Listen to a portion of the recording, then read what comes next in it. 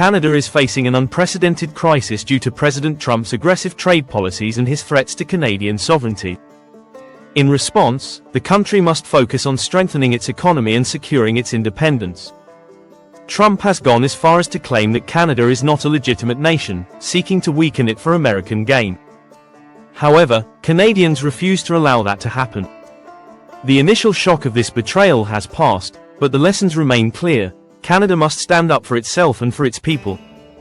A stronger, self-reliant Canada can be built by and for its own citizens, ensuring that no foreign power can take away more than what Canadians can provide for themselves. The best course of action in this crisis is to bolster the country from within, supporting those most affected by these economic challenges. Retaliatory tariffs are not just necessary, they are fair, just, and emblematic of Canadian strength.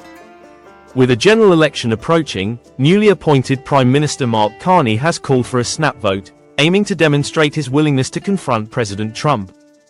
When asked whether Canada will always endure, Carney confidently affirmed its resilience.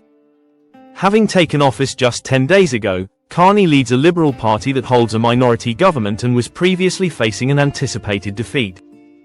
However, Trump's return to the White House has dramatically altered Canada's political landscape. The election is set for late April, with Carney seeking to maintain power against the Conservative Party. His campaign centers on defending Canada from what many view as an increasingly unreliable and adversarial United States. Political experts note that Trump has blamed Canada for issues such as illegal immigration and drug trafficking, despite statistical evidence to the contrary. His threats of economic retaliation and annexation have fueled nationalist sentiments among Canadians, making this election one of the most critical in recent memory. Carney, a former governor of the Bank of Canada and the Bank of England, brings economic expertise to the role.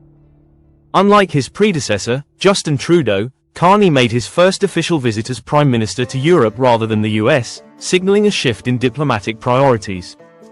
His firm stance against Trump has resonated with voters, leading to a significant rebound in Liberal support.